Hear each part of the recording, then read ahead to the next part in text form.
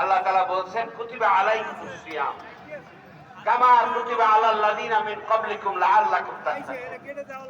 যে রোজাকে ফরজ করা হয়েছে এই জন্য এদিকে মনোযোগ দিন। কুতিবা আলাইকুমুস সিয়াম, রোজাকে ফরজ করা হয়েছে এই জন্য যে রোজা তোমাদের মধ্যে তাকওয়ার গুণ অর্জন করবে। আলাইকুমুস সিয়াম কামা কুতিবা আলাল লাযিনা মিন ক্বাবলিকুম, অতীত জাতির সময়ের উপরে রোজাকে ফরজ করা হয়েছে কেন? লাআল্লাকুম তাত্তাকুন, তোমাদের জন্য তাকওয়ার গুণ অর্জন করা হয়।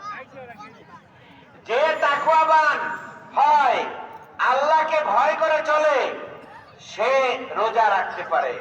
আজকে এখানে আমাদের শিশুরাও আসছেন, বয়োবৃদ্ধরাও আছেন, বিভিন্ন বয়সের আছেন। রোজা আমরা রাখছি, আমাদেরকে শত বাধা প্রলোভন দেখাক, ভয় দেখাক, কেউ কি রোজার মধ্যে কেউ আহার করবে, খাবে, পানি পান করবে? কারণ কি গোপনেও খাবে না, আল্লাহকে ভয় করে। আল্লাহর এই বান্দারা তাকওয়াবান হিসেবে তার জীবনের সব দিক এবং বিভাগে আল্লাহকে ভয় করে চলবে। যে ব্যবসায়ী হবে সে ওজনে কম দেবে না।